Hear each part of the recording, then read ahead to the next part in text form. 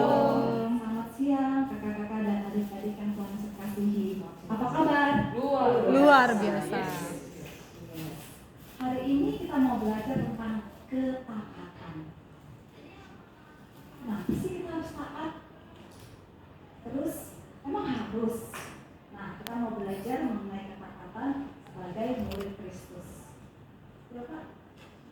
Matius 4 ayat 19 berkata, Yesus berkata kepada mereka, mari ikutlah aku dan kamu akan kujadikan penjala manusia.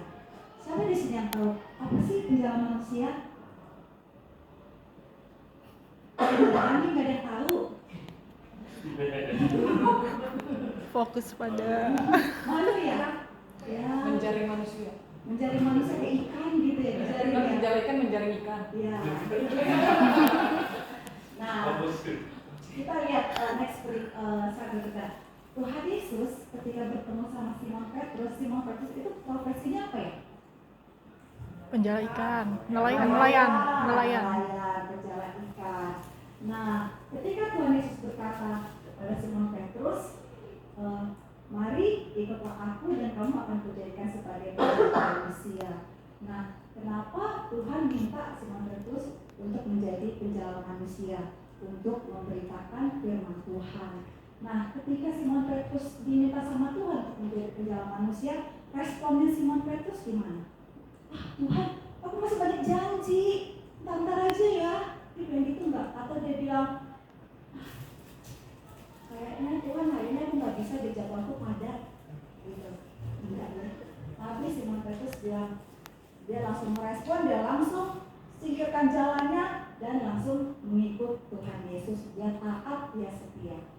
Next. Nah, sikap dasar apa sih yang kita perlukan untuk taat sepenuhnya kepada Kristus? Kita mau bilang tidak, no pada keinginan daging dan sikap egois dan berkata ya pada kehendak Kristus. Yang dimaksud dengan keinginan daging dan sikap egois itu apa aja ya? Nah, itu tuh masuk dalam amarah, iri hati, dengki. Nah, itu ya hal-hal yang bersifat kedagingan dan sikap egois. Nah, kalau kehendak Kristus apa? Nah, kehendak Kristus itu adalah taat, kasih, damai sejahtera, sukacita, ada sabar. Ada sebuah ilustrasi, coba kan nih, siapa yang pernah naik balon udara? Oh, ada adik Tiur. Iya.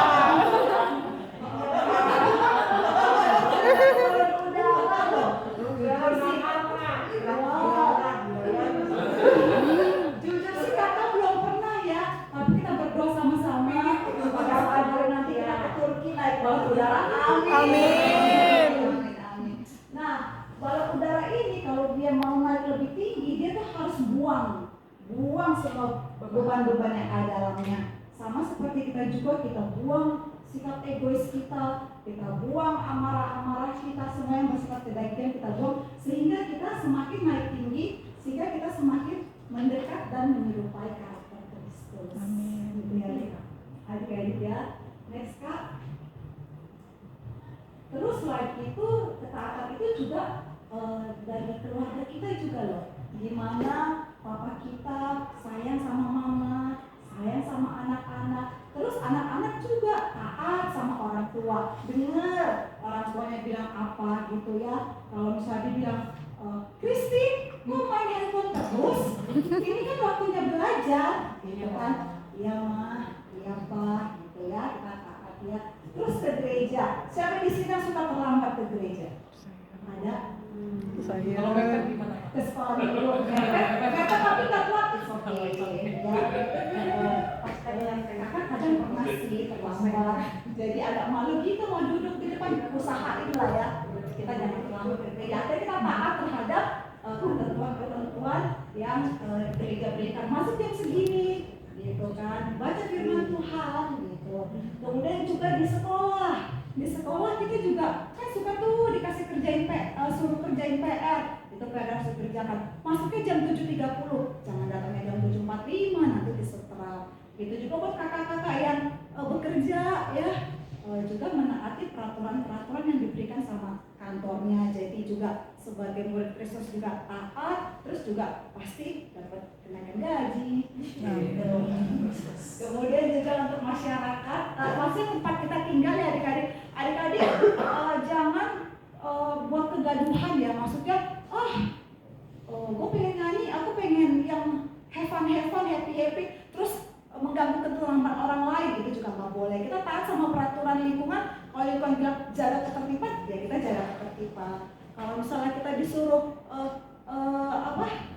kerja bakti, ya mungkin kita kan masih kecil, ingetin papanya, Pak ada kerja bakti tuh, gitu. Ya, jadi ketaatan itu juga kita bisa di mana aja kita mulai taat, gitu ya. Kemudian Kak, selanjutnya, nah di dalam Alkitab ada tokoh yang taat. Salah satunya yaitu Bapak Abraham. Bapak Abraham ini waktu itu namanya masih Abram ya. Dia tuh udah tinggal di Ur Kasdim. Dia udah tinggal enak-enak, udah tinggal tenang-tenang. Tiba-tiba dong Allah bilang, Abram, kamu keluar ya dari negerimu ya, ke negeri yang aku janjikan, katanya kayak gitu. Terus responnya Abraham apa? Dia apa bilang, kemana Tuhan? Atau dia bilang, aku udah enak loh di sini Tuhan. Aku punya banyak teman, punya banyak saudara. Kenapa juga sih Tuhan harus pindah? Enggak ya.